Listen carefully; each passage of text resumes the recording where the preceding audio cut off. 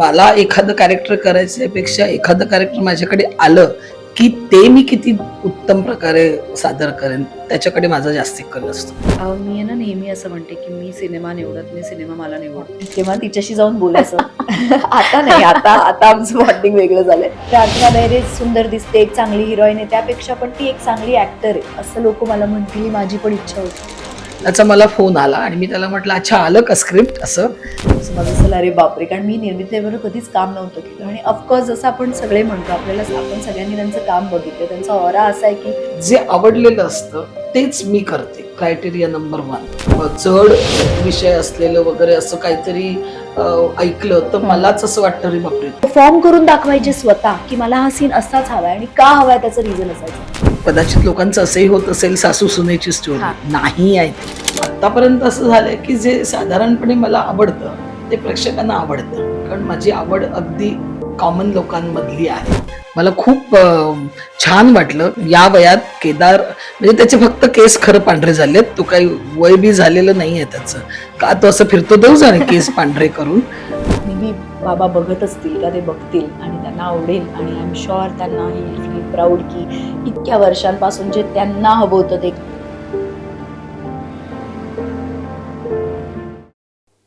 Hi hello नमस्कार, मी तुमची लाडकी host Madhavi Wadkar तुम्हा सगळ्यांचं नवराष्ट्र पॉडकास्ट मध्ये मनापासून स्वागत करते. आज मकर संक्रांत स्पेशल या आपल्या एपिसोडमध्ये आज आपल्या ह्या स्टुडिओमध्ये एक दमदार सासू सुनेची जोडी आली. ती म्हणजे येत्या 16 जानेवारीला अगं सुनबाई काय म्हणता सासूबाई ह्या चित्रपटाच्या सासू आणि सून म्हणजेच निर्मिती सावंताई आणि प्रार्थना बेहरे. तर चला त्या दोघींचं स्वागत करूया आणि संक्रांती स्पेशल एक छोटासा गेम सुद्धा त्यांच्यासोबत खेळूया. नमस्कार. सगळ्यात आधी प्रार्थना आणि निर्मितीताई, तुमच्या दोघींचं सुद्धा धमाकेदार आणि दमदार असं स्वागत करते आपल्या या नवभारत नवराष्ट्राच्या स्टुडिओमध्ये आणि 2026 या नवीन वर्षात सुद्धा. काय सांगाल, म्हणजे ट्रेलर आउट झालाय अगं सुनबाई काय म्हणता सासूबाई. ट्रेलर बघून माझी एक्साइटमेंट लेवल वाढली आहे, कारण असं वाटतं की मला प्रत्येक मी आणि ती आम्ही दोघी एकत्र जाऊन हा चित्रपट बघू शकतो असं आहे.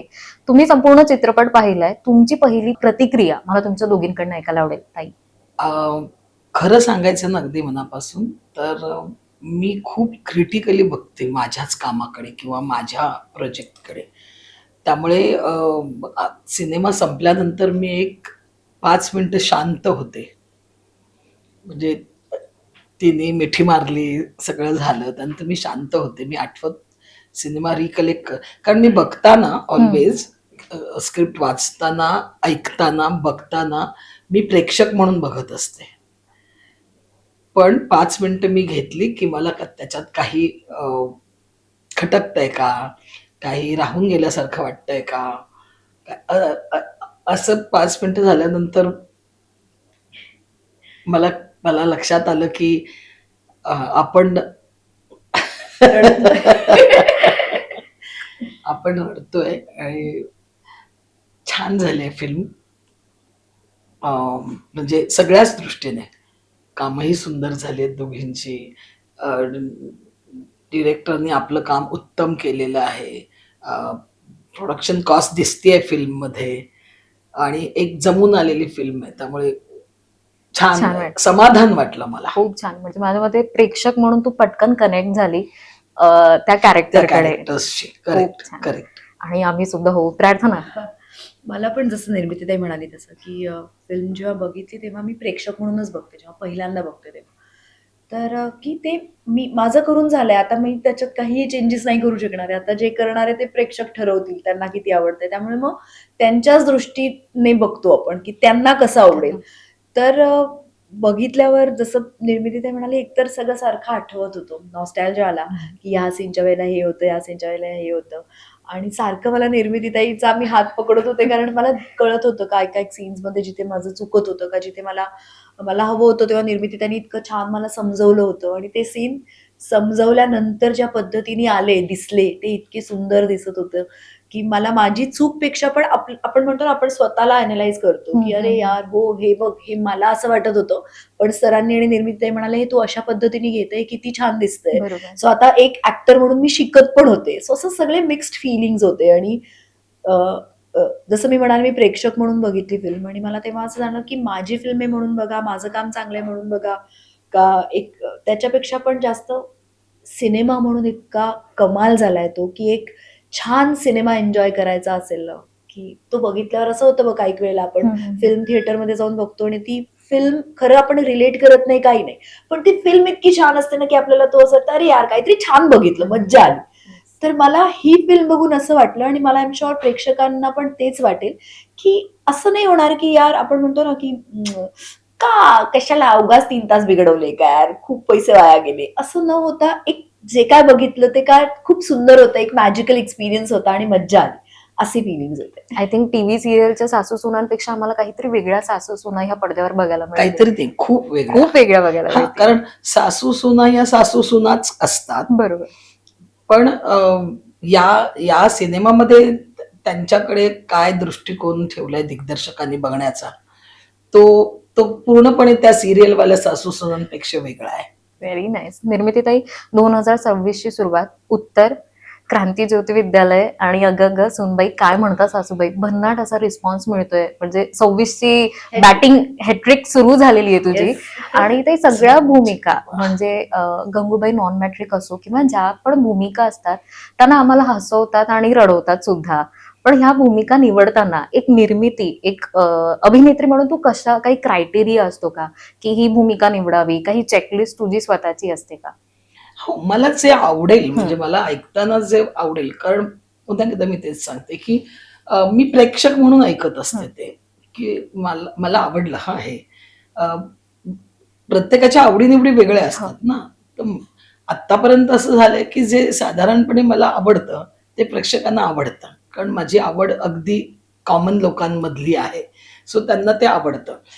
तर तो एक माझा मेन क्रायटेरिया असतो की मला आवडलंय ना, तर मग मी मी ही गोष्ट लोकांपर्यंत छान पद्धतीने डिलिव्हर करू शकते, पोचवू शकते. जेव्हा मलाच काही गोष्टी पटत नाहीत एखाद्या स्क्रिप्टमधल्या, तर माझं असं म्हणणं असतं की मग मी लोकांपर्यंत काय पोचवणार, कारण मलाच नाही हे आवडले किंवा मलाच नाही पटलंय, त्यापेक्षा आपण नको करूया. जे आवडलेलं असतं तेच मी करते, क्रायटेरिया नंबर 1. दुसरं, खूप गोष्टी असतात. फिल्म कशी आहे, कधी कधी रोल आवडतो, बरोबर. आपण ओव्हरऑल फिल्म थोडंसं काहीतरी असतं. या बाबतीत म्हणायचं झालं तर उत्तम लिहिलेली फिल्म, उत्तम रोल त्यातला असलेला, केदार बरोबर काम करायला पहिल्यांदा मिळणार होतं, जे इतकी वर्ष आम्ही दोघेही थांबलो होतो की काहीतरी चांगलं सकस आल्याशिवाय तुझ्याकडे मी घेऊन येणार नाही, तसं स्क्रिप्ट आणि केदार बरोबर काम करायला मिळणं. सना, जी माझ्या समोर लहानाची मोठी झालीये, ती निर्माती म्हणून या सिनेमात पहिल्यांदा समोर येते. कारण मी या गोष्टी सगळ्या बघते, या गोष्टी मी काउंट करते माझ्या फिल्म किंवा नाटक करण्याच्या प्रोसेसमध्ये. आणि मयूर हरदास आहे आमचा डीओपी आणि एडिटर, की ज्याने इतकी उत्तमोत्तम फिल्म्स दिलेल्या आहेत इंडस्ट्रीला. मला कुठेच असं काहीच वाटलं नाही की मी ही का करू नये, ही फारच सुंदर होईल हे प्रोजेक्ट, असंच वाटलं मला, म्हणून मी हे प्रोजेक्ट करते. पण ना तुझ्या सगळ्या भूमिका ताई, म्हणजे मला आजही कधी असं टेन्शन आलं ना, तू झिम्बाचा सीन आहे ना मूवी मधला, तू गार्डन मध्ये झोपलेली असते आणि अचानक हसायला लागते. तो आजही म्हणजे असं आठवला तरी हसायला येतं. मग ती गंगूबाई सुद्धा असं आपल्यातली वाटते आणि असं वाटतं की आपल्याच घरातलं कोणतरी एक कॅरेक्टर आपण इथे स्क्रीनवर बघतोय. ह्याच्या मागचं काही रहस्य आहे का? काही तेच मी आता म्हटलं, तेच की मीच ऐकताना ती कॉमन ऑडियन्स म्हणून ऐकते, त्यामुळे माझा ऑडियन्स माझ्यासारखा आहे, त्यामुळे त्यांना ते रिलेट होतं लगेच. बरोबर. हा, मीच कुठलं तरी असं काहीतरी जड विषय असलेलं वगैरे असं काहीतरी ऐकलं तर मलाच असं वाटतं, रे बापरे, की ऑडियन्सला कितपत हे पचेल, रुचेल. कारण ऑडियन्सचा विचार बरोबर. करते मी, आधी सरळ आहे, मी करते त्यांचा विचार, कारण त्यांच्यासाठी आपण करत असतो. मग माझ्या समाधानासाठी तर मी फिल्म करत नाही. फिल्ममध्ये प्रोड्युसरचा पैसा लागलेला असतो, तो त्यांना पण मिळावा, प्रत्येकाला आपलं आपलं क्रेडिट मिळावं. मला असं वाटतं की म्हणून तुम्हाला ते आवडत असेल, कारण ते कॉमन ऑडियन्स म्हणून मी ऐकताना ऐकलेलं असतं आणि ते आवडतं मला, म्हणून ते तुम्हाला आवडतं. आणि लगेच कनेक्ट होतं. प्रार्थना, कॉफी आणि बरंच काही आजही आठवतो. आणि त्यानंतर ही जी भूमिका आहे, फार वेगळा चित्रपट, वेगळी भूमिका वाटते. तर जेव्हा स्क्रिप्ट तुझ्या हातात आली की असा असा रोल आहे, केदार शिंदे आहेत आणि निर्मिती ताई आहे, किती दडपण आलं होतं आणि काही पूर्वतयारी तू सुरू केली होतीस का? मी आहे ना नेहमी असं म्हणते की मी सिनेमा निवडत नाही, सिनेमा मला निवडतो. तर मला असं वाटतं या सिनेमाने मला निवडलं, कारण जेव्हा ना केदार सरांनी स्क्रिप्ट मला पाठवली होती त्याच्या आधी ना मी त्यांच्याबरोबर त्यांच्या चॅनलसाठी, जेव्हा ते चॅनलमध्ये होते तेव्हा मी एक सिरीज होती, त्यातला एक एपिसोड मी केला होता, मी आणि सुकन्याताईंनी. तर ते करताना मला म्हणजे मी केदार सरांशी बोलायचे, तर तेव्हा त्यांनी मला सांगितलं होतं नेक्स्ट काय करता, तर त्यांनी मला स्क्रिप्ट पाठवली. ती स्क्रिप्ट खूप कमाल होती, मला ते कॅरेक्टर खूप आवडलं, पण माझं नाव नव्हतं त्यात, म्हणजे Okay. मी नव्हते त्या स्क्रिप्टमध्ये. आणि मला असं वाटलं की हे मला करायचंय. तर मी त्यांना एक मेसेज पाठवला की सर, जर तुम्ही मला निवडलं ह्या रोलसाठी तर मला खूप आवडेल, मी माझे 100% देईल, 1000% देईल, पण मला हे करायचंय कॅरेक्टर. आणि तेव्हा ना माझं गुडघ्याचं ऑपरेशन झालं होतं. तर त्यामुळे Kedar sir was also not very sure की तू करू शकशील की नाही. मग त्यांनी मला एकदा पहिल्यांदा जेव्हा भेटायला बोलवलं तेव्हा मी स्टिक घेऊन भेटायला गेले होते त्यांना. आणि भेटल्यावर मी त्यांना सांगितलं, सर 15 दिवसात मी चालायला लागेल, तुम्ही कधी प्लॅन करताय शूट? तर ते म्हणाले अजून 1 महिना आहे तुझ्याकडे, बघ तू. तर तेव्हापासूनची माझी तयारी सुरू झाली. आणि तेव्हा जेव्हा केदार सरांनी मला पहिले नरेशन दिलं, तेव्हा त्यांनी ज्या पद्धतीने नरेशन दिलं, मी म्हणाले निर्मितीताई आहे ना, तर ते म्हणाले, कारण ते केदार सर इतकं निर्मितीताई करत होते, वाईल रीडिंग ओनली मला कळत होतं की ही निर्मितीताई शिवाय दुसरं कोणी हे कॅरेक्टर नाहीच करणार आणि करूच शकणार नाही. आणि खरंच केदार सर मला म्हणाले, ऑफकोर्स निर्मितीताई is the she is the one who is doing दिस.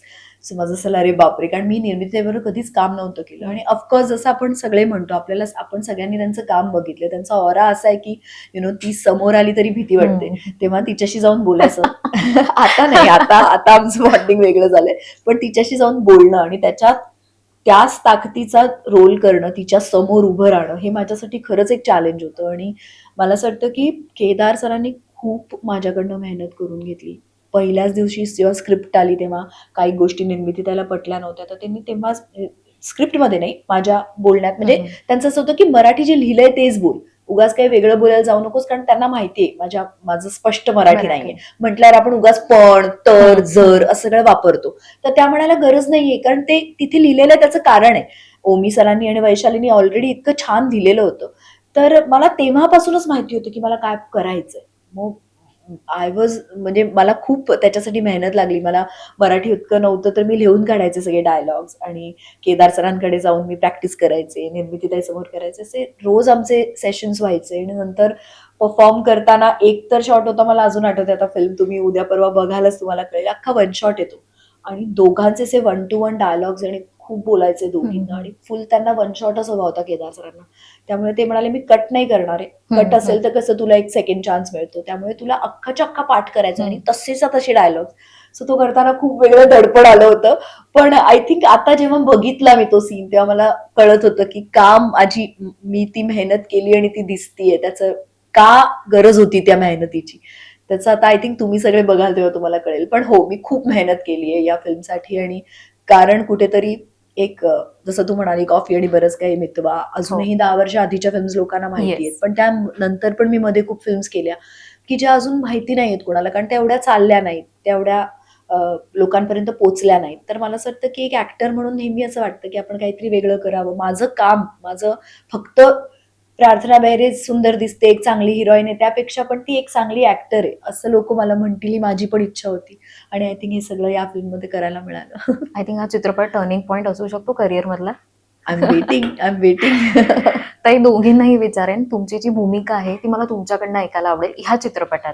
मला काय वाटतं ना, भूमिका सांगायच्या नसतात, नाही. त्या बघायच्या असतात, अनुभवायच्या असतात. कारण ना खरं सांगतेय, ही भूमिका सांगण्यासारखी नाहीये. त्यातल्या ज्या बिटवीन द लाईन्स आहेत ना, त्या कशा सांगून होतील. बरोबर. त्यामुळे कदाचित लोकांचं असंही होत असेल, सासू सुनेची स्टोरी नाही आहे ती. सासू सुनेची कॉमन स्टोरी नाही आहे ती. ही एक वेगळी गोष्ट आहे. पण ती वेगळी काय आहे ती तुम्हाला थिएटरमध्ये येऊन बघावं लागेल. ती सांगून काही होणार नाहीये. त्यामुळे 16 जानेवारी पासून तुम्ही सगळ्यांनी थिएटरमध्ये तुम्ही एकदा येऊन बघा, तुम्हीच सांगाल आम्हाला की हो ही वेगळी आहे. म्हणजे हे गुपित तू सांगणार नाही की ही सासू कशी बघायची असेल तर नक्की थिएटर मध्ये जायचंय हो. आणि मग ती सासू काय थिएटरमध्ये आहे जाऊन बघा. बघायचंय. प्रार्थना. नाही, मला पण तेच वाटतं. जर तुमचं आमच्यावर प्रेम आणि जर तुम्हाला आमच्यावर आमच्या कामावर आजपर्यंत जर तुम्ही प्रेम केलं असेल आणि तुम्हाला भरोसा असेल की आम्ही चांगलं काम डिलिव्हर करतो, तर निर्मिती त्याच्या प्रेमापोटी म्हणजे आजवर निर्मिती त्यांनी ज्या पद्धतीच्या भूमिका केल्या आणि जर ती म्हणती हा सिनेमा तुम्ही थिएटरमध्ये जाऊन बघा, तर नक्की त्या सिनेमात काहीतरी असेल.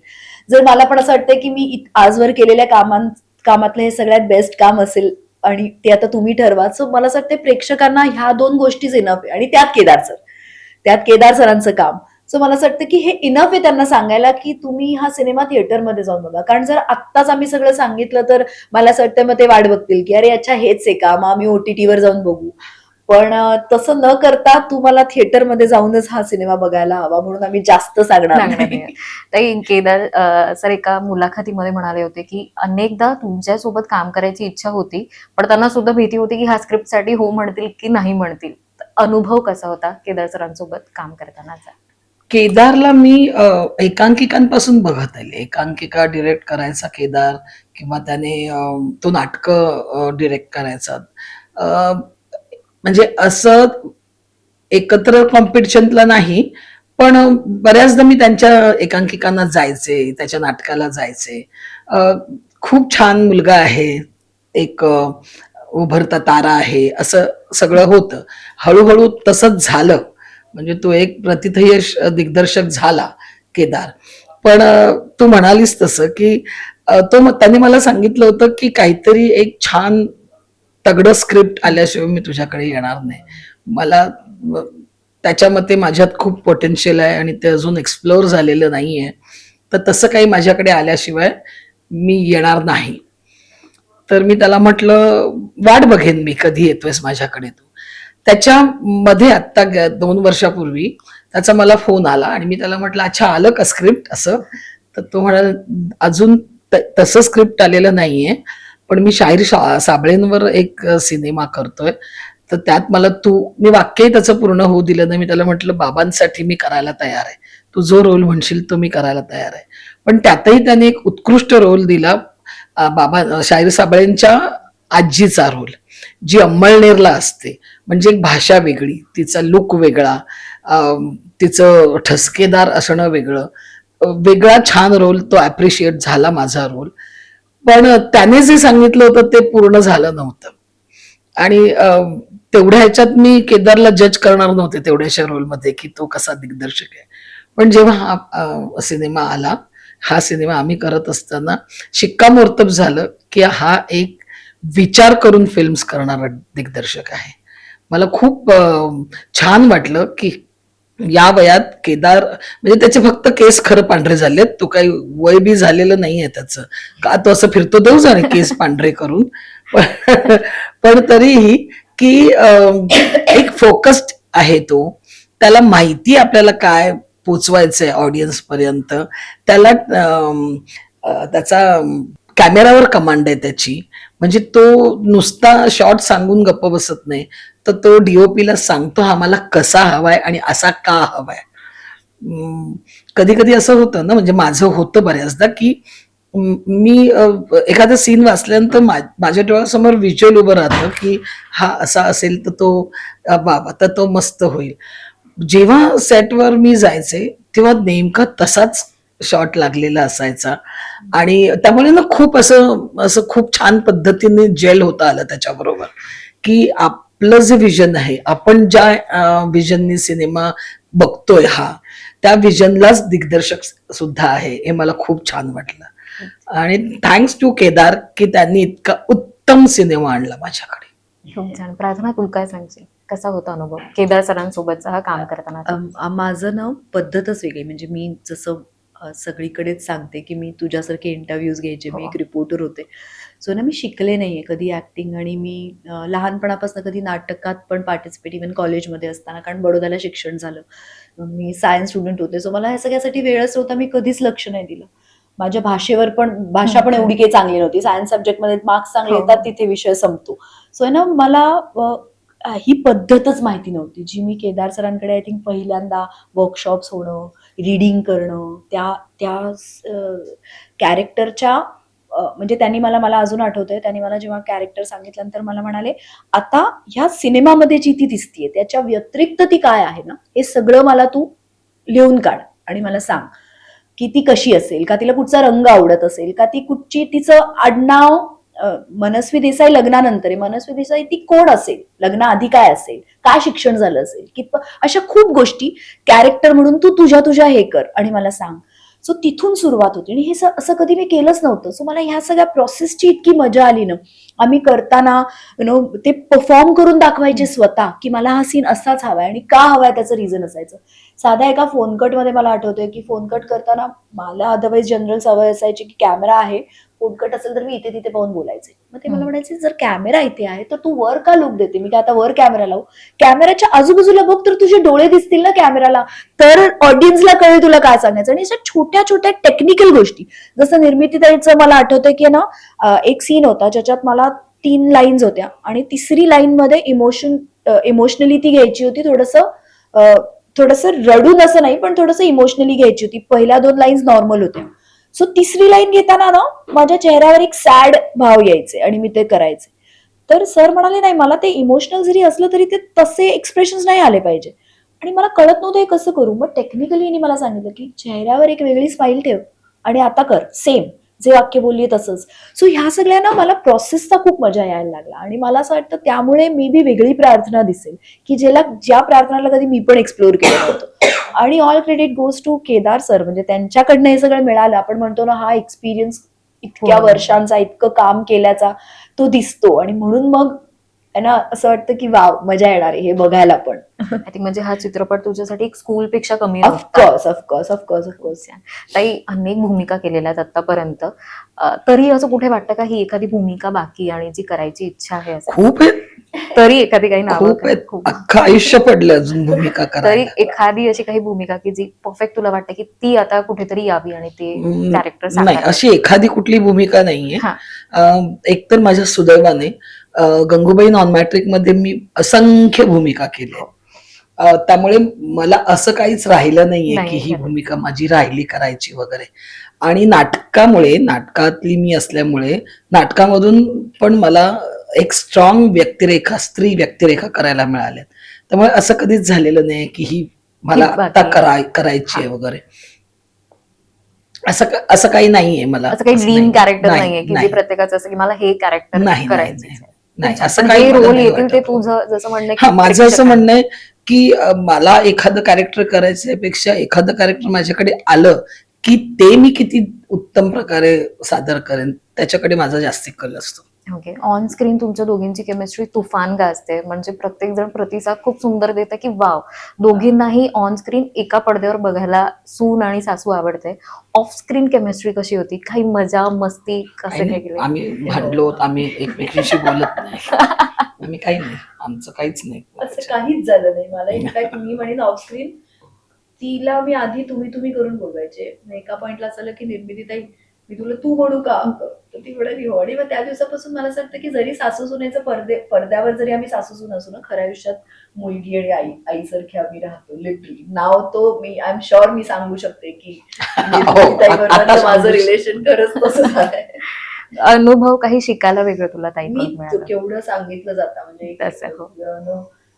इन्स्टिट्यूट आहे निर्मितीताई एक, आणि त्यामुळे फक्त मला नाही, मला असं वाटतं की आणि हे ना मला खरंच असं खूप सांगावंच वाटतं. म्हणजे जे नवीन कलाकार येतात ना त्यांना आय नो आपण म्हणजे या पिढीतले जे आहेत त्यांना असं वाटतं की आम्ही पण कसं स्ट्रगल करून आलोय आमचं आणि आपण पण करतोय. आणि ते खूप वेळेला मी पण असं बघितलं की ते ना सिनियर ऍक्टर्सचा त्यांना असं वाटतं ते खूप ग्रेट आहेत त्यामुळे तो कुठेतरी रिस्पेक्ट करायचा राहतो का कुठेतरी ना ते सेम लेवलला समजतात. पण मला असं वाटतं तसं नाहीये यार. आपल्याला ना सगळं प्लॅटरवर मिळालंय. म्हणजे प्लॅटर ॲज इन अगदी ऑफकोर्स मेहनत सगळ्यांनी केली आहे, पण तरी आपण जेव्हा आलो इंडस्ट्री तेव्हा व्हॅनिटीज होत्या. आपल्याला कधी वॉशरूमसाठी पण कधी बाहेर जायला त्रास नाही झालाय का, अशा खूप गोष्टी ज्या आपण एक फिमेल ऍक्ट्रेस म्हणून आपल्याला खूप त्रास नाही झालाय. पण यांची पिढीचं खरंच कौतुक करावंसं वाटतं की तेव्हा खरं तर त्यांच्याकडे दुसरे ऑप्शन्स होते, पण तरी त्यांनी हे काम निवडलं आणि ह्या करिअरला महत्व दिलं आणि एवढं केलं. त्यांनी खूप मेहनत केली.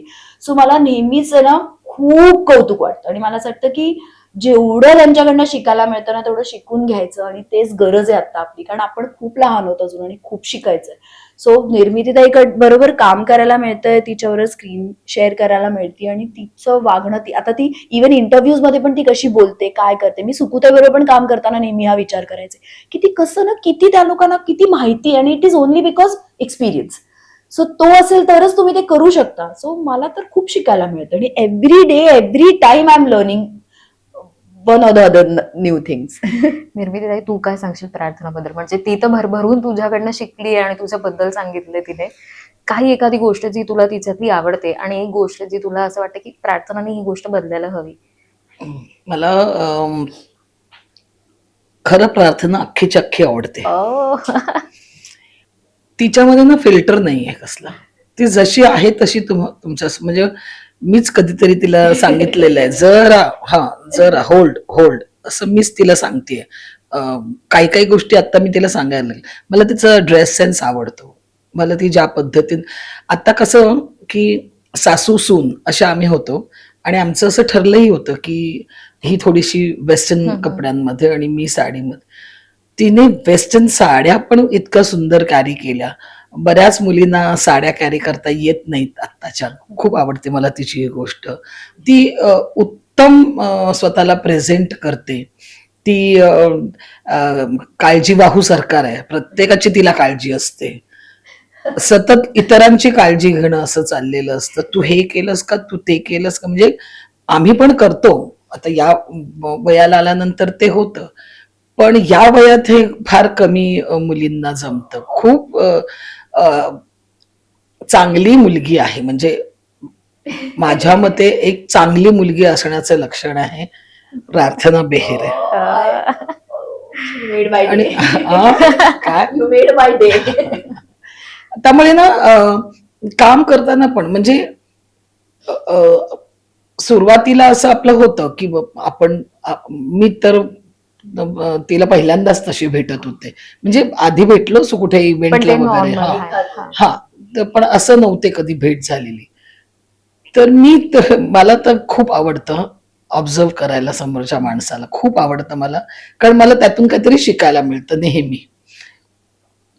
तर मी ऑब्झर्व करता करता करता असं माझ्या लक्षात आलं की ही मुलगी फेक नाहीये. ही जशी आहे तशीच आहे. म्हणजे मी जरा उलट सुलट बोलून पण बघितलं की काहीतरी आतलं बाहेर येतं का, कधी काय नाही. आणि तिच्यातली वाईट गोष्ट वाईट नाही म्हणता येणार, पण जी मला वाटतं तिने जरा कमी नळ बसवले तिथे. डोळ्यांमध्ये नळ बसवलेत. ते असं काहीतरी बोललं की लगेच सुरू होतात सुरू होतं. ताबडतोब. ते नळ जरा थांबव थोडेसे. सुरू होत आहेत बघ हा होतायत आता. सुरू. हा त्यामुळे तेवढी गोष्ट फक्त कर, बाकी सगळं. आणि कसं आहे, शिकायची तिची तयारी आहे, मेहनत तर ती घेते. त्यामुळे अजून तिला प्रोग्रेसला खूप वाव आहे. खूप वर्ष तिला काम करायचं हिरोईन म्हणून. सो ते करते ती छान पद्धतीने. तुझ्या रिअल सुनेने काही तुला कॉम्प्लिमेंट किंवा काही सांगितलं का हा चित्रपटाकडे, म्हणजे ट्रेलर आउट झाला तेव्हा बघून काहीतरी? माझी सून आज बघणार आहे. आज मला बघणार आहे. टेन्शन आलं त्याचं. प्रार्थना, सासूबाईंचं काही प्रतिक्रिया किंवा काही? सासूबाईंनी ना म्हणजे स्क्रिप्ट वाचली होती. हा. सो कारण त्यांना आवड आहे ते खूप वाचतात, बुक्स पण असतात खूप घरी. सो मला असं वाटलं की मजा येईल मी जर त्यांना माझी स्क्रिप्ट दाखवली आणि त्यांनी वाचली. त्यांनी कधीच स्क्रीन प्ले वाचला नव्हता कुठल्याही याचा सिनेमाचा. सो मी त्यांना ती तेव्हाच दिली होती. तेव्हाच त्यांना खूप मजा आली होती आणि ते म्हणाले, अरे वा, तुला खूप काय करायला. तर त्यामुळे त्या एक्सायटेड अजून त्यांनी बघितली नाहीये, पण त्या जेव्हा बघतील आय एम शुअर त्यांना म्हणजे फरक कळेल की कसं वाचताना ती कशी असते आणि ती पडद्यावर आल्यावर ती कशी दिसते. सो आय एम शुअर त्या पण एक्सायटेड असतील. प्रार्थना, एक तू पोस्ट केली होती की हा जो चित्रपट आहे तो बाबांसाठी आहे. तर ती जी फेज होती, कारण खूप कठीण असते, म्हणजे आपल्याला जेव्हा काम करायचं पण अनेक आठवणी असतात, सोबत असतात. ती डिफिकल्ट फेज कशी हँडल केलीस आणि निर्मितीताईची कसा सपोर्ट सगळ्या? बाबांनी पण स्क्रिप्ट वाचली होती आणि त्यांना ना ते मी नेहमी असं म्हणते, माझे बाबा माझे खूप मोठे फॅन होते आणि त्यांना माझी सगळीच कामं आवडायची आणि ते ना सतत म्हणजे आता जर हा इंटरव्ह्यू ते असते आणि जर त्यांनी बघितलं असतं तर त्यांनी कमीत कमी दिवसातनं 5 ते 10 वेळा, महिन्यातनं 4-5 वेळा बघितलं असतं आणि ते तेच करायचं. त्यांना खूप आवडायचं आणि मग ते सांगायचे पण मला, की ह्याच्यात काय तुला करायला हवं, काय नाही. सो ह्या शूटचं जेव्हा या फिल्मचं जेव्हा शूट सुरू झालं तेव्हा पहिले 15 दिवस बाबा होते. मी ठाण्यालाच राहायचे. सो रोज शूट झाल्यानंतर बाबा विचारायचे, "आज काय केलं? मग आज काय नाही झालं? का काय आवडलं?" आणि मग मी सांगायचे, "आज मला असा ओरडा बसला, आज मी हे नाही केलं, मग आज माझं हे चुकलं. बाबा तुम्ही मला चुकीचं मराठी शिकवलं, त्यामुळे मी चुकीचं परफॉर्म केलं." असं ते सतत व्हायचं बाबांबरोबर. रोज सकाळी म्हणजे रात्री जर यायला उशीर झाला तर आई जागी नसायची, ते असायचे. आणि सकाळी 5 वाजता ते माझ्यासाठी कॉफी बनवून रेडी ठेवायचे आणि कारण त्यांना माहिती मी जाणार आता. सो त्यांना ते खूप आवडायचं आणि आमचं असं वेगळं बॉन्डिंग होतं खरं माझं आणि बाबांचं. आणि सडनली एक दिवस 2 दिवस सुट्टी होती आणि सडनली एक दिवस बाबा बडोद्याला गेले होते. मी त्यांना नाही सांगितलं होतं जाऊ नका, कारण मी आणि आई इथे होती माझ्याबरोबर. सो पण त्यांना माहिती नाही काय झालं होतं. त्यांना जायचंच होतं बडोद्याला. ते एकटे गेले बडोद्याला आणि he was very fit. He was 75 तरी त्यांच्या म्हणजे अदरवाईज त्यांच्या बॉडी लँग्वेजवरनं, त्यांच्या ह्याच्यावरनं, ऑपिनियन्सवरनं का इवन त्यांना नखातही रोग नव्हता काही, इतके ते फिट होते. आणि बाईक चालवत होते. सो मित्राला भेटून बाईकवरनं जात होते आणि 30-40च्या स्पीडमध्ये होते आणि मागनं कोणीतरी एक बाईकवाला आला. तो हिट अँड रन म्हणजे तो निघूनच गेला. अजूनही तो सापडलेला नाहीये कोण होता तो. आणि बाबांना तिथेच ब्रेन हॅमरेज झाला आणि ही डाईड ऑन द स्पॉट. पण ऑफकोर्स 2 दिवस त्यांना ऍडमिट केलं होतं. सो त्यानंतर ना मी अजूनही आज मी आता रडत नाही आहे, ओके ना. पण ना मी म्हणजे खरं तर सगळ्या इंटरव्ह्यूज मध्ये रडले, पण मी काल पण तेच माझ्या नवऱ्याला सांगत होते की नाही आता मी सारखं रडणार नाही. लोकांना असं नको वाटायला की ही का रडतीये, पण आहे ना काय ना मी अजूनही त्यातनं बाहेर नाही पडली. म्हणजे मला बिलीव्हच होत नाही की बाबा नाहीयेत. कारण 15 दिवसा आधीपर्यंत, आदल्या दिवसापर्यंत जो व्यक्ती मला रोज विचारतोय आणि आता सडनली, कारण काय असतं हे बघ, एक एज नंतर ना आपल्या सगळ्यांना माहिती होतं की आता आपले पेरेंट्स म्हातारे होत आहेत, आज नाही तर उद्या काहीतरी होऊ शकेल, काहीतरी घडेल. मी आईला ते सांगितलं की जर असा कॉल आला असता ना की मे बी बाबांना हार्ट अटॅक आला का त्यांना काहीतरी त्रास झालाय, शारीरिक त्रास झालाय आणि ते ऍडमिट आहेत आणि ते वारले, तर वाईट नसतं वाटलं की चला एज झालंय हे होणार. पण ऍक्सिडेंटल डेथ ह्या मी बाबांसाठी कल्पना पण इमॅजिन पण नव्हतं केलं असं काही. सो त्यामुळे ना खूप त्रास झाला. पण मी हेच म्हणते की मे बी तेव्हा मला आज सगळ्यांनी खूप म्हणजे 15 दिवस शूट थांबलं होतं. सगळ्यांनीच खूप समजून घेतलं आणि त्यानंतर शूटवर आल्यावर तुम्ही सिनेमा बघा तेव्हा तुम्हाला कळेल मला का अवघड गेलं करायला, यांनी का सपोर्ट केला, कारण ते सगळं खूप काय मी रिलेट केल्या गोष्टी. आणि पण मी आत्ता तेच म्हणेन की ना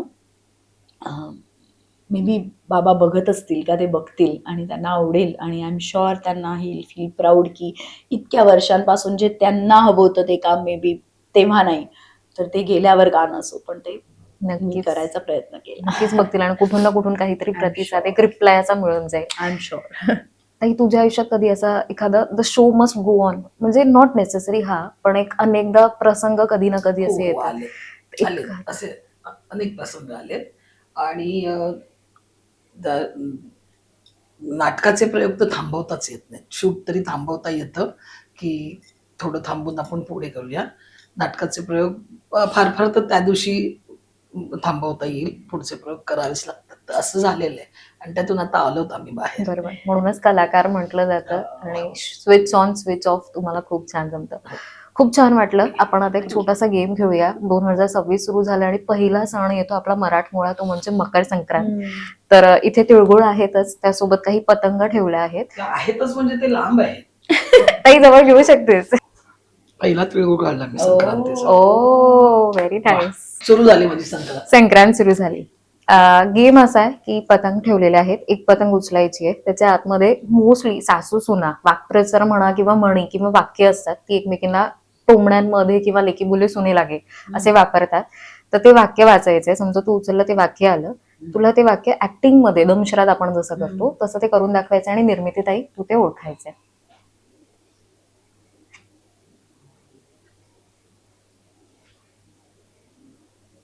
वाच. हा, तू. अशी एक म्हण आहे प्राण्यांवरची. हाच एक बाकीचं पुढचं करून दाखव. असं सांगते तुला. वर्ड्स हा, तो पुढचा जो शब्द आहे तो तू पुढचं अख्ख्यामधलं कुठला एखादं सांग ना, मला ओळखता येईल.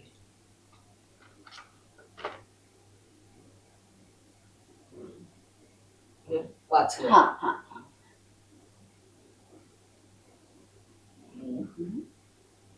म्हणजे प्राणी आहे हा आणि वाचते, प्राण्यांस म्हणीमध्ये प्राणी आहे तो आणि ती वाचून दाखवते. सपोज तो प्राणी मी आहे. हम्म. तू गाढव आहेस. आता ती म्हण ओळख. वाच. गाढवासमोर वाचली गीता, कालचा गोंधळ बरा होता. Very good. सो सुनबाईला 1 पॉइंट. दुसरे सांगतील त्याच्या आधी स्वतः बोललेलं बेस्ट. तो प्राणी तिने तात्पुरता तिथे घेतलेला आहे ताई. सो सुनबाईला 1 पॉइंट. ओके आता सासूबाई. बरं, ठीक आहे. जाऊ शकेल का? ओके.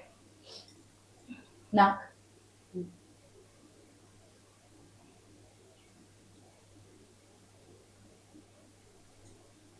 वर. नाक वर. ठसका. ठीक. नाक वर. तोरा. मला म्हण माहिती नाहीये नाही म्हणजे तुझा पहिला शब्द बरोबर आलाय, नाकावर. ओके, आता तू पुढचं ओळख, ती जे म्हणते ते. एक्झॅक्टली, तिला ते माहितीच मला नसल्यावर. माहितीच नसेल तर मी- आपण प्रयत्न करूया. नाकावर पर्यंत आलीयस तू. नाकावर. काय म्हणतात अजून त्या शब्दाला? ठेचून. नाकावर.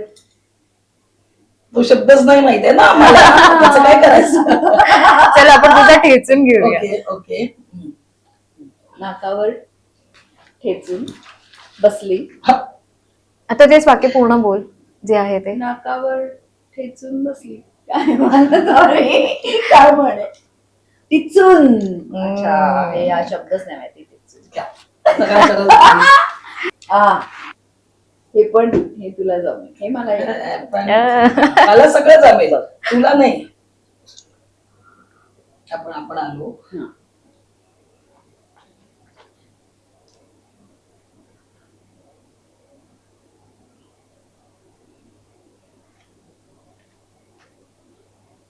म्हणे काय आहे? बापरे. म्हणे ऑफकोर्स. ओके, एक हिरोईन आहे, तिचं नाव आहे. हिंदीतली टॉपची. आलिया भट. आलिया भोगासी असावे चालत. Very good. व्हेरी मी नाईस. सांगते काय ते आमचं येडं नाही काय. आता जरी मला ओळखायचं असतं नसतं कळलं. त्यातून अजून एक. ओके, सो हे ना सासू सुनेला मिळून मिळालेले पॉइंट्स. दोघींनी एकत्र मेहनत करू. बापरे. हा, इथून सुरुवात. चल, हे तुला येत असेल कारण मी पहिल्यांदा वाचते, पण अगेन प्राणी आहे. प्राणीचा जिराफ. उंट. उंटावर म्हण. काय म्हणते, उंटावरून शेळा. Very nice. Good try. Thank you. छोटासा हा गेम पण तुम्ही खेळलात त्यासाठी. आणि काय सांगाल प्रेक्षकांना पुन्हा या चित्रपटाबद्दल आणि संक्रांतीच्या शुभेच्छा सुद्धा. नम्रपणे निवेदन करतेय, 16 जानेवारी पासून अग अग सुनबाई काय म्हणताय सासूबाई हा आमचा चित्रपट सिनेमागृहात जाऊन बघा, तुम्हाला नक्की आवडेल याची खात्री आम्ही देतो. आता हा जो गेम खेळलो त्याच्यात पण तुम्हाला कळलं असेल की कसं सुनेला कळत नव्हतं आणि सासूने मदत केली. सो एकमेकांना मदत करूनच पुढे जायचं असतं. तर सिनेमामध्ये पण तसंच आहे. आमची लव्ह स्टोरी बघा. सासू सुनेची जर लव्ह स्टोरी, इंटरेस्टिंग स्टोरी बघायची असेल तर आय थिंक हा सिनेमा तुम्ही थिएटरमध्ये जाऊनच बघायला हवा. कारण बाकी सगळे सासू सुनेच्या स्टोरीज तुम्ही खूप बघितल्या असतील टेलिव्हिजनवर. ती वेगळी स्टोरी आणि ही वेगळी स्टोरी. ही लव्ह स्टोरी आहे. सो असं काहीतरी वेगळी स्टोरी एन्जॉय करायची असेल तर 16 जानेवारीपासून सिनेमागृह. थँक्यू. खूप छान वाटलं मला तुमच्या दोघींशी भेटून आणि गप्पा मारून सुद्धा. म्हणजे असं कधीच वाटलं नाही की एक ऍक्टर आहे त्यांच्याशी मी बोलते. असं वाटलं की बिंदास मस्त छान गप्पा मारतोय आणि गेम खेळतोय. तुम्ही दोघी इथे आलात वेळात वेळ काढून, त्यासाठी पुन्हा एकदा धन्यवाद आणि all the best. I am sure की हा पिक्चर रॉक करेल आणि पुन्हा एकदा आपल्याला काहीतरी ह्या निमित्ताने भेटता येईल आणि मुलाखत. नक्की नक्की नक्की. इनफॅक्ट सिनेमा तू बघितल्यावर आम्ही तुझी मुलाखत हा, घेतली. आता नक्की. तुला कसा वाटतोय सिनेमा? तेव्हा तुला कळेल की आम्हाला काहीच सांगता का काय येत नव्हतं ते. नक्कीच. थँक्यू. मंडळी, याचा हा मकर संक्रांती स्पेशल भाग तुम्हाला कसा वाटला हे आम्हाला कमेंट्स करून नक्की कळवा. तसंच ही आपली सासू सुनेची जोडी तुम्हाला कशी वाटली आणि त्यांच्यासोबतच्या ह्या गप्पा कशा वाटल्या हे सुद्धा आम्हाला कमेंट्स करून नक्की कळवा. आणि तुम्हाला सगळ्यांना पुन्हा एकदा जाता जाता मकर संक्रांतीच्या खूप खूप शुभेच्छा. आणि आपल्या नवराष्ट्राच्या युट्यूब चॅनलला लाईक, सबस्क्राईब आणि शेअर करायला नक्की विसरू नका. धन्यवाद.